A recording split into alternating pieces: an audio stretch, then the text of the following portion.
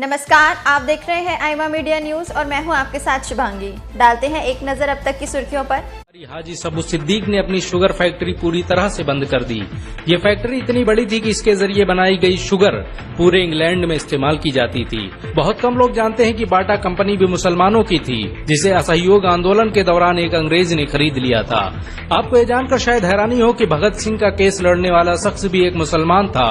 Barrister Asif Ali ने भगत सिंह का case तब लड़ा जब कोई भी भगत सिंह का साथ देने को तैयार नहीं था। इंकलाब जिंदाबाद का नारा देने वाले हसरत मोहानी भी एक मुसलमान थे। उन्होंने ही भारत की आजादी की रूपरेखा तैयार की थी। इतिहासकारों के मुताबिक 1857 में होने वाले विद्रोह में 50,000 उलमाओं को फांसी दी गई और लाखों मुसलमान सरेआम कत्ल कर दिए गए। 1857 में दिल्ली से लेकर कलकत्ता की रोड पर ऐसा कोई पेड़ नहीं था जिस पर मुस्लिम उलमाओं की लाशें न टंगी हो। मुसलमानों ने ही भारत की आजादी के लिए पहली जंग लड़ी। मैसूर के सुल्तान हैदर अली और उसके बेटी टीपू भारत की आजादी के लिए शहीद होने वाले पहले शासक थे।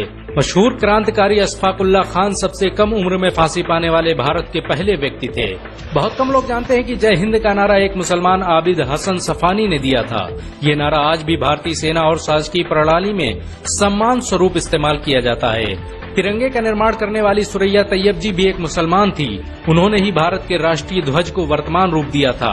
कानपुर में पैदा होने वाले अजीमुल्लाह खान ने ही मादरे वतन भारत की जय का नारा दिया था, जिसमें बाद में कुछ सांप्रदायिक लोगों ने माता शब्द को जोड़ दिया। आपको ये जानकर शायद हैरानी हो कि भारत का पहला राष्ट्रीय गीत अजीमुल्लाह खान ने ही लिखा था। बहुत कम लोग जानते हैं कि मौलाना कासिम नानोतवी ने दारुल उलूम देवबंद की स्थापना अंग्रेजों को भारत से निकालने के लिए की थी। इस मदरसे का मकसद देश में ऐसे नौजवानों को पैदा करना था जो भारत की आजादी में योगदान दे सकें। रेशमी रुमाल आंदोलन की शुरुआत करने वाले मौलाना महमूदुल हसन और मौलाना उबैदुल्ला सिंधी दारुल उलूम देवबंद के ही छात्र थे। मौलाना उबैदुल्ला सिंधी ने सुभाष चंद्र बोस के साथ मिलकर भारत की पहली अस्थायी सरकार की स्थापना की थी और वह भारत के पहले गृह मंत्री भी थे। आपको ये जानकर शायद हैरानी हो कि मौलाना महमूदुल हसन ने ही 1920 में गांधी को महात्मा का लक़ब दिया था। उनका ये नाम इतना मशहूर हुआ कि पूरी दुनिया में गांधी महात्मा गांधी के नाम से जाने जाने लगे। महमूदुल हसन ने ही हकीम अजमल खान के साथ मिलकर 1920 में जामिया मिलिया इस्लामिया यूनिवर्सिटी की स्थापना की थी, ताकि भारतीय शिक्षा तंत्र को अंग्रेजों के चंगुल से आजाद करवाया जा सके। आपको ये जानकर शायद हैरानी हो कि काला पानी जैसी दर्दनाक सजाओं को पाने वाले 90% से अधिक लोग मुसलमान थे। अंडमान निकोबार में आज भी सबसे ज्यादा कब्रें मुसलमानों की हैं। मुसलमानों के अलावा दूसरे लोगों ने काला पानी से बचने के लिए न सिर्फ माफीनामे लिखे बल्कि अंग्रेजों की मुखबिरी भी की। मुसलमानों ने ही अंग्रेजों के खिलाफ सबसे पहले हथियार उठाए। 1772 में शाह अब्दुल अजीज ने अंग्रेजों के खिलाफ फतवा देते हुए ऐलान किया कि अंग्रेजों की गुलामी हराम है और हर मुसलमान पर फर्ज है कि वो अपने मुल्क और देश की आजादी के लिए खुद को कुर्बान कर दे।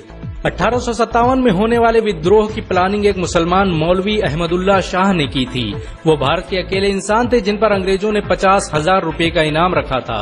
यह रकम इतनी बड़ी थी कि राजा जगन्नाथ ने पैसों की लालच में आकर अहमदुल्ला शाह की मुखबिरी कर दी और अंग्रेजों ने उन्हें शहीद कर दिया। बहुत कम लोग जानते हैं कि 1857 में शहीद होने वाले 90% लोग मुसलमान थे। जालियांवाला बाग में जनरल डायर की गोलियों का निशाना बनने वाले अधिकतर लोग भी मुसलमान थे।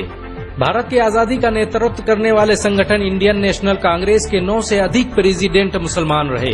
गांधी जी ने अफ्रीका में जहां वकालत की पढ़ाई की, वो कॉलेज भी एक भारतीय मुसलमान का था और वह जब भारत में आए तो उन्होंने आजादी के लिए अली ब्रदर्स के साथ काम करना शुरू किया, जो कि मुसलमान थे। बहुत कम लोग जानते हैं कि 1921 में केरल के मुसलमानों द्वारा अंग्रेजों के खिलाफ लड़ी गई जंग में 3000 से अधिक मुसलमान शहीद हुए थे और 50,000 मुसलमानों के जेल में कैद कर दिया गया था। ये आंदोलन मोपला मुस्लिम आंदोलन के नाम से जाना जाता है। 1942 में शुरू हुए भारत छोड़ो आंदोलन की रूपरेखा मौलाना अबुल कलाम आजाद ने तैयार की थी। संविधान निर्माता डॉक्टर भीमराव अम्बेडकर को पहचान दिलाने में मुसलमानों का बड़ा योगदान रहा है। 1946 में जब भीमराव अम्बेडकर दलित होने की वजह से इलेक्शन हार गए तो बंगाल मुस्लिम लीग ने उन्हें मुस्लिम इलाके से इलेक्शन लड़ने की दावत दी। इस तरह भीमराव अम्बेडकर संविधान सभा का हिस्सा बन सके। अगर मुसलमान भीमराव अम्बेडकर को इलेक्शन न जिताते तो उन्हें कभी भारत के संविधान को लिखने का मौका न मिलता। भारत की आजादी के लिए सबसे ज्यादा लेख, शायरी, गीत और किताबें मुसलमानों ने ही लिखी। अल्लामा इकबाल के जरिए लिखा गया सारे जहां से अच्छा आज पूरे भारत में गाया जाता है।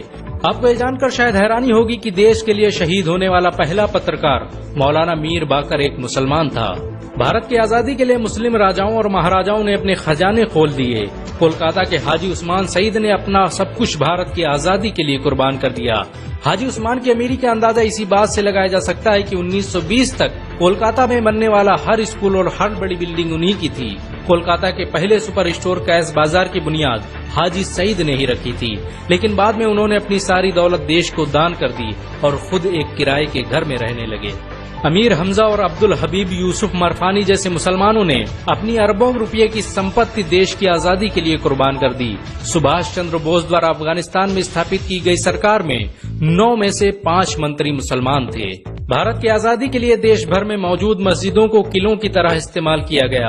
इन मस्जिदों में सुबह शाम हर वक्त भारत की आजादी के लिए ऐलान हुआ करते थे। आजादी के वक्त कोई मस्जिद ऐसी नहीं थी जिसकी दीवारों पर मुसलमानों का खून न लगा हो।